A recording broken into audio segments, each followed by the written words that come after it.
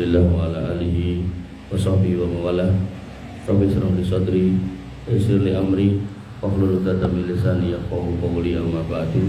Bapak Ibu yang dirahmati Allah, alhamdulillah, puji syukur kita haturkan kehadirat Allah Subhanahu wa taala atas limpahan nikmat iman yang kita masih miliki, yang harus kita jaga di atas ilmu, dan ilmu yang terbaik didapatkan di majelis ilmu yang disampaikan Quran dan Sunnah di dalamnya. Dan di antara semua ilmu itu, ilmu yang paling utama adalah 3 hal, yaitu mengenal Allah, mengenal Rasulnya, dan mengenal agamanya. Dan kita masih ada di bab mengenal Allah, dan kita sudah belajar tentang rububiyah Allah, bahwasanya Allah itu Rabb, yang menciptakan, yang mematikan, yang memelihara, yang menjaga, yang memberikan rezeki, yang menetapkan segala hal, yang menentukan semua hal, baik yang baik maupun yang buruk. Kemudian kita juga sudah belajar tentang keilahan Allah, bahwasanya Allah itu satu-satunya yang disembah, dan disembah di sini gak cuman disujudi dalam artian sholat, tidak, tapi juga meminta kita hanya kepada Allah, berdoa hanya kepada Allah, bersandar hanya kepada Allah, kita punya rasa takut ya hanya pada Allah, kita berharap keselamatan ya hanya pada Allah, ada musibah kita ingin bebas dari musibah ya hanya kepada Allah. Bahkan sahabat dulu kalau sendalnya jebat, talinya pedot, itu mintanya kepada Allah Subhanahu wa taala. Maka tidak boleh ada orang yang ngaku beriman kepada Allah tapi kemudian kalau ada masalah larinya kepada selain Allah. Itu adalah sebuah keadaan yang tidak bisa dibenarkan. Bapak Ibu yang dirahmati oleh Allah Subhanahu wa taala. Kemudian kita masuk ke pembahasan berikutnya. Ini pembahasan ringkas-ringkas, tapi kalau didalami lagi tiap bab tadi dalam.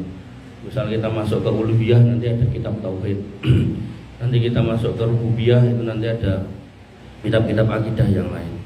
Termasuk ketika kita masuk ke asma wa sifat, nanti ada kitab akidah, misal judulnya Al-Ars, tentang Ars Allah. Itu baru bahas Arsnya. Jadi ini kita ngomongkan secara global biar kita punya pandangan secara besar, bahwasanya Islam itu konsepnya itu ini ya, tinggal dengan mau mendalami yang sebelah mana. Nah, kita sudah masuk tentang asma wa sifat Allah, yang intinya Allah itu punya nama, dan namanya itu ya pertama Allah, kemudian yang kedua Asmaul Husna, dan tidak boleh dinamai dengan nama selain itu.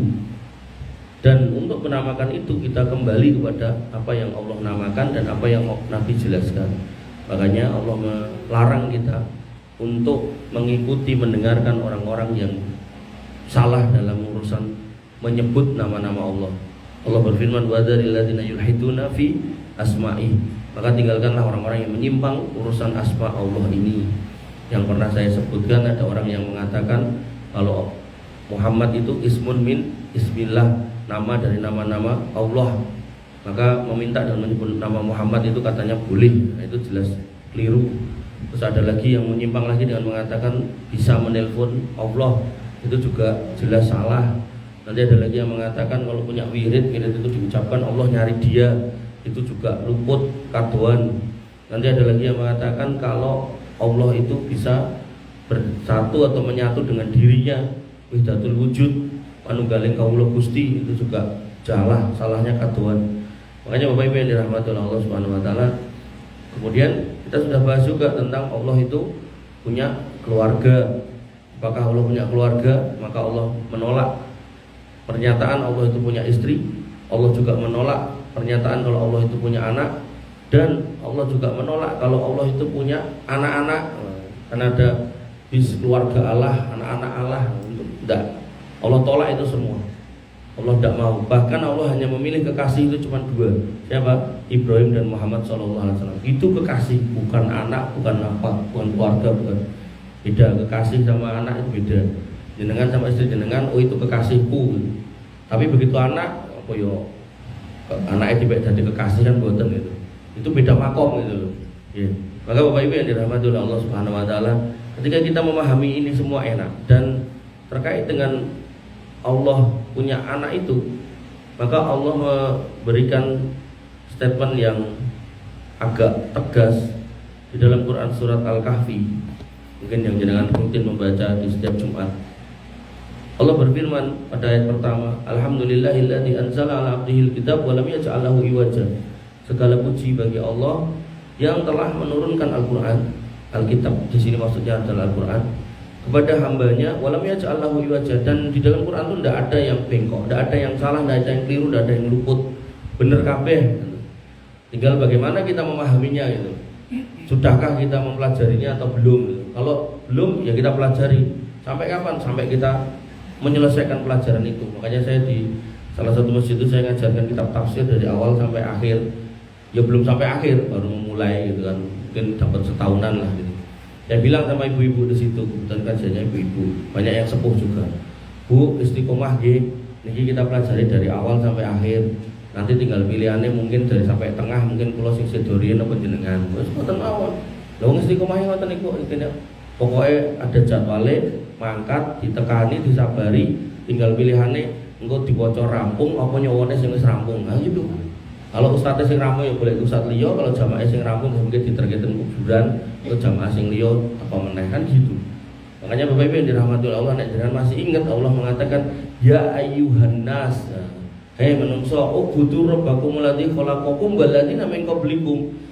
Nyembah Gusti Allah, Rabb yang menciptakan kamu dan orang sebelum kamu. Orang sebelum kita pernah datang dan sudah pergi. Nah kita sekarang ada, sebentar lagi pergi. Nanti yang masa depan akan datang dan juga kemudian akan pergi. Maka datang dan perginya ini tidak disertai dengan kepergian Allah, karena Allah tetap di tempatnya sana. Makanya ya jangan sampai gagal paham. Mungkin kayak urip sedih loh ya, malah kenal karo Gusti Allah kan repot itu. Malah mendefinisikan Allah itu bisa menjelma ke sini aneh-aneh gitu. Makanya ini pelajaran yang fundamental. Kalau sampai gagal paham, pesake umur sepuh gagal memahami Allah itu seperti apa sifatnya, itu justru akan merugikan kita di hari kiamat nanti. Kemudian pada ayat keduanya, qayyiman yundirul ba'san sadidan min ladunhu wa yubasyirul mu'minina alladziina ya'maluna shalihat anna lahum ajran hasana. Al-Qur'an itu sebagai bimbingan yang lurus untuk memberikan peringatan akan siksa yang sangat pedih dari sisinya, yang memberikan kabar gembira dan memberikan kabar gembira buat orang-orang yang beriman yang mengerjakan amal kebajikan, bahwa mereka akan mendapatkan balasan yang baik. Artinya ada orang yang nanti akan dimasukkan ke siksa yang pedih, ada orang yang nanti akan dimasukkan ke dalam surga yang penuh kenikmatan, makisina fihi abada, mereka akan kekal mendapatkan dua-duanya itu. Yang kekal di neraka ya kekal di neraka, yang kekal di surga kekal di surga. Makanya selalu saya ulang-ulang, orang-orang yang kekal di neraka itu cuma 3. Masuk neraka ada 4 golongan, yang 1 dikeluarkan tinggal 3. 3 niku sinten? Yang pertama orang kafir, yang kedua orang musyrik, yang ketiga orang munafik. Apesnya, nah orang kafir jelas orang non muslim, artinya bukan Islam. Nah apesnya orang musyrik ini sok-sok yo sholat, sok-sok yo ibadah. Tapi kalau ada masalah lari ke dukun, lari ke gunung tertentu, mencari wangsit di kuburan tertentu, mendatangkan jin-jin tertentu, atau nganggu apa nih kok jalangkung lah, nganggu macam-macam, sandet, pelet, jenglot lah, sak pirang-pirang. Nah yang seperti ini orang yang musyrik nih, menduakan Allah, tinggal menduakan sebelah mana. Dia menduakan dalam rasa takutnya dengan yang lain, dia menduakan dalam minta selamatnya kepada yang lain, dia menduakan dalam permintaannya kepada yang lain. Nah ini yang harus dihati-hati. Nah yang parah lagi yang ketiga ini orang munafik. Nah ini orang Islam juga, covernya Islam. Mungkin yo brewokan jenggot kayak saya, tapi nek ngomong ke Islam, boleh paling anyel karo Islam. Kalau ngomongkan kaum muslimin itu dia paling benci, tapi nek ngomongkan orang lain, agama lain, wah dipuji-puji karo karuan. Maka ketika jenengan ketemu orang-orang seperti itu, oh ini berarti wong munafik. Dan orang munafik sudah ada sejak zaman Nabi, bahkan 114 surat itu salah satunya judulnya Al-Munafikun. Dan Al-Munafikun gak cuma dijelaskan di situ tok, disebar dari mulai Al-Baqarah itu ada ayat-ayat yang menjelaskan tentang orang munafik. Makanya makisina fi abada itu 3 orang itu yang kekal di situ.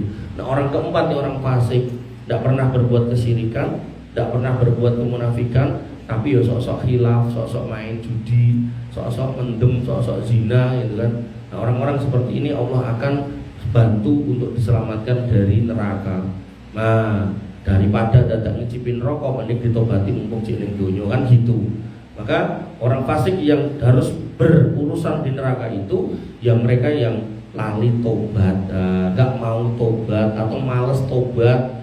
Kadang setan mengatakan, alah saiki kowe mendem, sesuk tobat, sesuk mendem neh tobat, alah mbok ngono dirapel wae ngono umur 75, ra ngerti umur 55 malah wis mati gitu kan. Nah, akhirnya ya dia harus bertanggung jawab di neraka tadi. Makanya tobat itu harus diulang-ulang. Hatta kalau kita itu berbuat dosa tiap hari ya tobatnya tiap hari. Nah, syukur-syukur jangan berbuat dosa tiap hari. Nah, salah satunya cara agar kita tidak berbuat dosa, kita masuk masjid. Makanya Allah menyebutkan melalui nabinya, illa nazalat alaihim sakinah. Orang masuk masjid itu nggak akan geger, nggak akan usrak. Mana ada orang masuk masjid bawa ciu, itu nggak mungkin. Nek nganti enak is kebangetan lah gitu. Ya ada laki-laki perempuan yang jangan boleh masjid, boleh toilet masjid berzina, ya ada. Cuman maksud saya itu wis orang sudah luar biasa parah gitu. Tapi kita ngomongkan umumnya, kita masuk masjid itu kita tidak akan berpikir mau bermaksiat apapun umumnya. Bapak Ibu yang dirahmati oleh Allah Subhanahu wa taala. Ayat 4-nya ini yang penting. Menyambung pelajaran kita minggu lalu. Wa yundirul ladzina qalu takhadallahu walada. Al-Qur'an ini menjadi alat instrumen untuk apa? Untuk memperingatkan orang-orang yang mengatakan kalau Allah itu punya anak. Malahum bihi min ilmin. Mereka ngomong gitu tuh tidak punya ilmu. Tidak ada landasannya. Wala min abaihim, dan bapak-bapaknya juga ngawur gitu. Ini yang ngomong Quran bukan saya. Sehingga Allah mengatakan apa? Kaburat kalimatan takhruju min afwahihim iyaquluna illa kadiba. Alangkah jeleknya ucapan itu, dan ucapan itu keluar dari mulut mereka, dan mereka hanya mengatakan sesuatu yang dusta. Makanya orang-orang yang mengatakan Allah punya anak, punya istri, punya keluarga, punya kekasih, punya apa itu namanya, anak-anak gitu kan, maka semua itu adalah dusta. Bapak Ibu yang dirahmati oleh Allah, itu pengantar kemarin. Nah, kemudian yang sekarang judulnya, lalu Allah itu di mana? Ini enggak hati-hati ora paham nggih. Nanti ada orang yang mengatakan Allah itu bersama aku di hatiku. Nah, nanti yang kedua mengatakan Allah itu ada di mana-mana. Nah, gimana? Pokoknya di mana-mana. Nanti ada lagi yang mengatakan Allah itu ada tapi tidak bertempat. Nah, nek ada tidak bertempat, terus tempatnya di mana? Pokoknya enggak ada tempatnya. Lah ada apa enggak? Ada. Kok terus akhirnya ngoyak terus. Lah ketok apa enggak? Dan seterusnya dan seterusnya. Nanti ada lagi yang mengatakan Allah hadir di dalam mimpiku. Awalnya ngomong mimpi. Terus nanti begitu udah banyak yang percaya, dia mengatakan lagi Allah enggak cuma ada di mimpiku, bahkan aku ketika bangun tidur, aku melihat Allah. Nah, maka yang model-model seperti ini kita harus coba pahami. Benar apa enggak? Bapak Ibu yang dirahmati oleh Allah Subhanahu wa taala, Quran surat An-Nisa ayat 158. Allah berfirman, "Bal rafa'ahu Allah ilaihi." Tetapi yang sebenarnya Allah telah mengangkat Isa kepadanya. Isa niku yang diyakini orang Nasrani sebagai Tuhan itu dulu ada di bumi. Terus diangkat kepadanya. Niku nek diangkat itu berarti munggah apa medhok? Munggah. Nek bumi, dhuwure bumi berarti napa Pak? Langit. Berarti juga ning langit. Bal rafa'ahullah ilaihi, kepadanya. Berarti Isa diangkat ke langit sehingga Allah itu ada di langit. Itu dulu dipegang.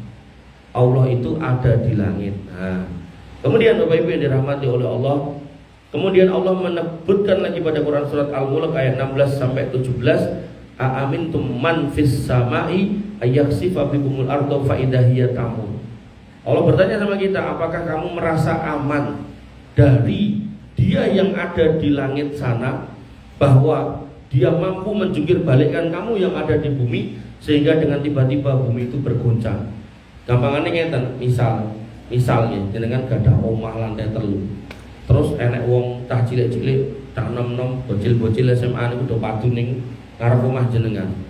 Nah, jenengan wis nggawa entah ember entah nopo, jenengan angkat niku ember. Bubar ora, nek ora bubar tak bandem kok kene lho. Kan jenengan merasa hebat karena jenengan di atas.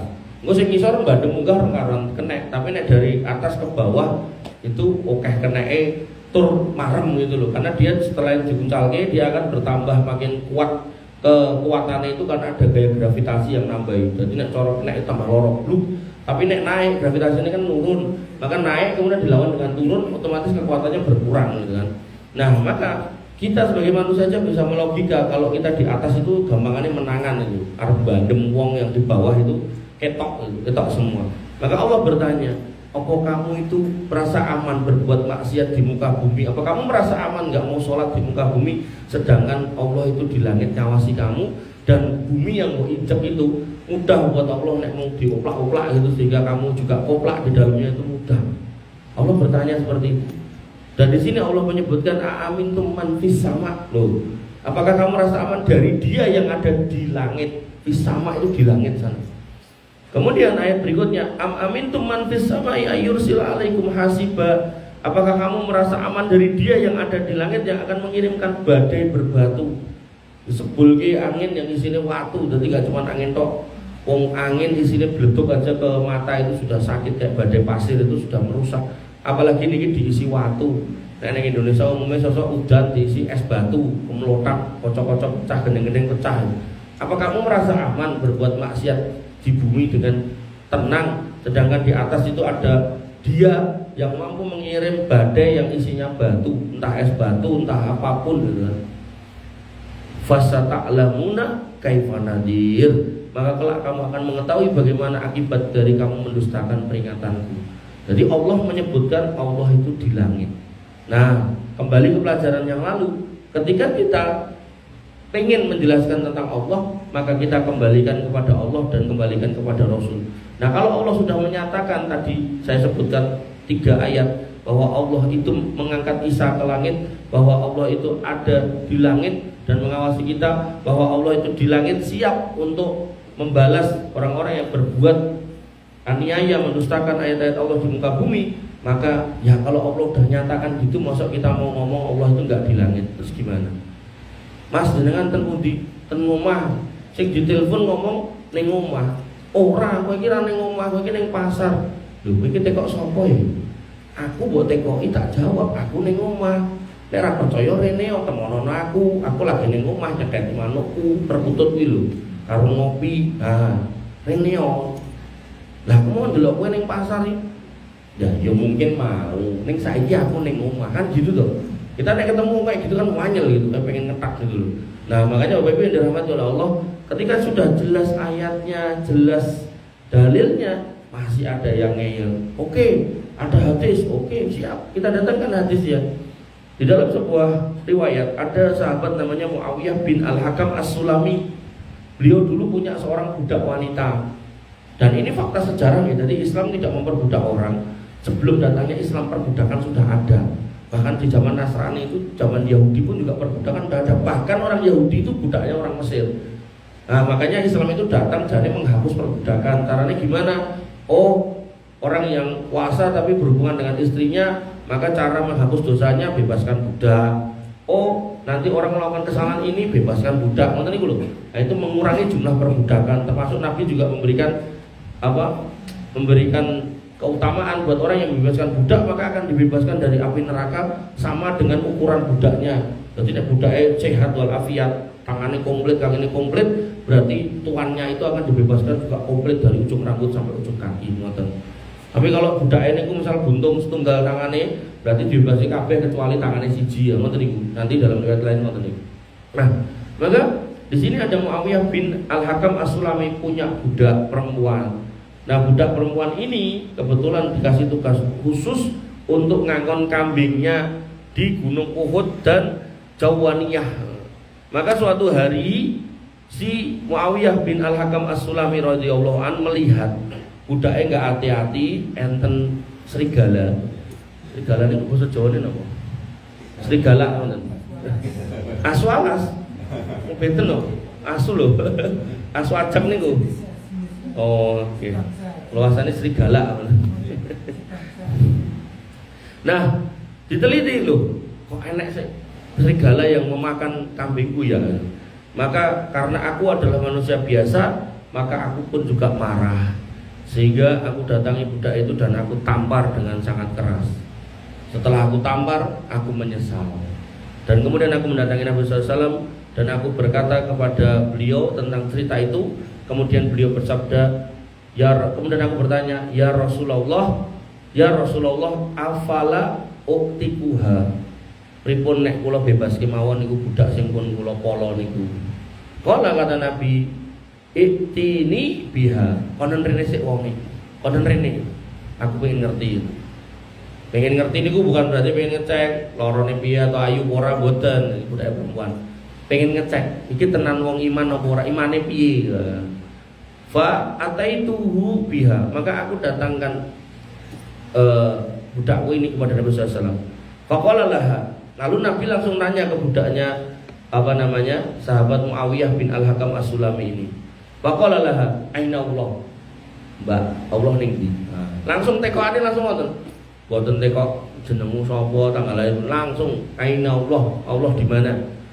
Qalat, orang itu pun menjawab, budak itu menjawab, fis sama, di langit. Satu jawaban yang singkat, jelas, padat dan enggak bertele-tele. Fis sama. Kemudian pertanyaan kedua, qala wa man ana? Terus aku ki sapa? Kata Nabi. Qala, budak itu pun menjawab, anta Rasulullah. Engkau utusan Allah. Qala, kata Nabi SAW, aktikha, wis saiki bebasno. Fa innaha mukminah, iki wong iman sing bener. Maka kemudian dibebaskan. Nah, Bapak Ibu yang dirahmati oleh Allah Subhanahu wa taala, ini menjadi dalil Nabi itu orangnya simpel. Ketika diminta rekomendasi untuk membebaskan budak, Nabi ini orangnya panggil, Allah di mana? Di langit. Aku sapa? Nabiullah. Sudah bebaskan. Ini orang beriman. Niki nggih bisa dengan gunakan sebagai cara untuk menyeleksi calon mantu. Teko wong lanang gedhe ganteng bagus gitu kan. Umpamane apik gitu kan. Ampun delok niku sih, begitu teko dik-dik. Jenenge sapa Mas? Namanya ngendi ini? Allah ning ndi Mas? Ten pundi nggih? Oh, ora cetha ngaji sik kono gitu. Artinya ini pisau analisis yang bagus yang jenengan bisa gunakan untuk ngecek tentang keimanan. Atau pakai pertanyaan, Mas, sebutkan 3 hal prinsip dalam Islam yang harus diketahui oleh seorang muslim. Bengong ya. Terus ngaji sik nek paham rene. Makanya pentingnya rumah tangga itu dibikin di atas akidah yang benar agar khususnya putra putri jenengan itu jangan sampai kemudian malah digeret ke jalan yang tidak benar oleh pasangannya. Karena pada akhirnya orang hidup itu antara mewarnai atau terwarnai. Bapak Ibu yang dirahmati oleh Allah Subhanahu wa taala, sementara ini dulu pembahasan tentang napa niku di mana Allah. Nanti besok minggu depan insya Allah kita lanjutkan di mananya udah tahu di langit. Nah, di langit sebelah mana kan gitu. Maksudnya menungso atau penasaran mengkoyak terus gitu. Enggak apa-apa, ben malah ben penasaran. Makanya nanti saya siapkan materinya. Gimana ini pun siap. Mungkin kalau tutupnya mungkin enggak kesuwen. Nah, maka intinya yang pertama Allah itu di langit. Itu dulu dengan pegang. Nanti Allah enggak di mana-mana. Nanti nek enek sing ngaku Allah bersama aku, alah wis ngapusi. Atau ada lagi yang mengaku Allah menjelma jadi aku, kayak sebagian orang kan Allah di langit. Nanti nek kemudian menjadi firman itu menjadi Roh Kudus. Engko nek tekan bumi itu menjadi si Yesus. Nah, itu kan tidak tepat ya itu.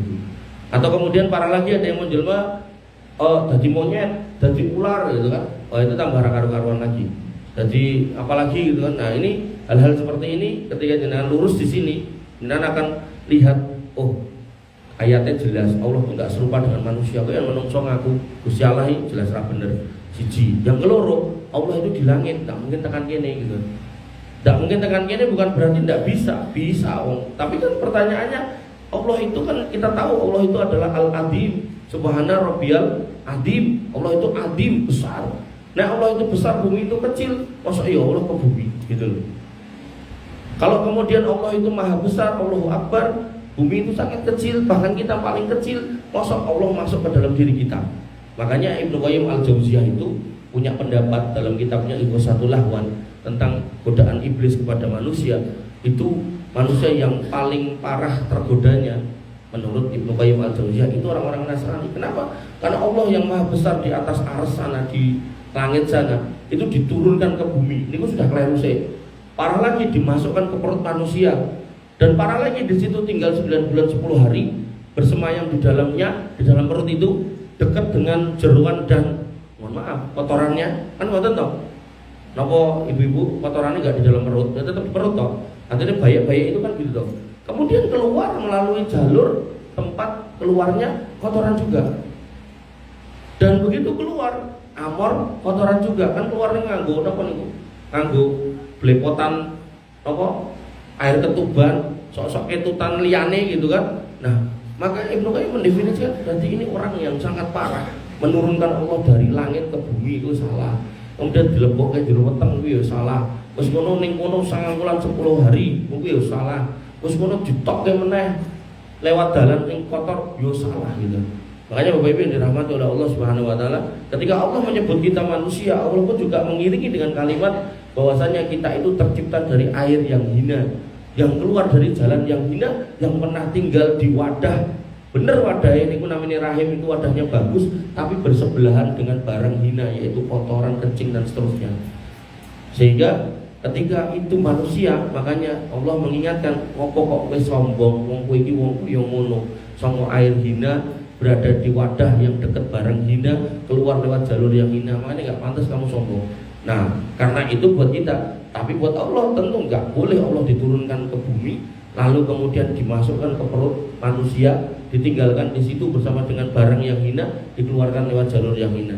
Ini akidah, Pak. Jadi nek nggak hati-hati niku luput. Sampai tadi yang saya contohkan, ada yang ngomong Allah itu tak telepon aku, kalau berzikir ini Allah nyari aku, Allah bisa bersemayam pada diriku, Allah bisa bersemayam pada si ini si itu, macam-macam. Maka hal-hal seperti ini harus kita hati-hati, dan seorang muslim harus berpijak di atas dalil, dan dalil yang utama adalah Quran dan Sunnah. Nabi SAW mengingatkan, fa inna asdaqal hadisi kitabullah, sepaling-paling benarnya perkataan itu adalah Al-Quran, wa khairul huda huda Muhammadin sallallahu alaihi wasallam, dan sebaik-baik petunjuk adalah petunjuk Nabi Muhammad SAW. Maka dan ada pertanyaan yang dikirimkan ke saya oleh Mas Teguh, itu belum saya jawab sekarang karena temanya kita ngomongkan Allah dulu. Nanti pertanyaan itu cocok bisa dibahas ketika sudah selesai membahas mengenal Rasul dan mengenal agama. Nah itu udah selesai, kita jawab pertanyaan itu enak. Tapi nek baru di sini, sedangkan temanya di sono, mungkin enggak bingung. Maka dan kurang lebih saya mohon maaf. Alhamdulillah subhanallahi wa bihamdihi, la ilaha illa anta, astaghfiruka wa atubu ilaik. Assalamualaikum warahmatullahi wabarakatuh.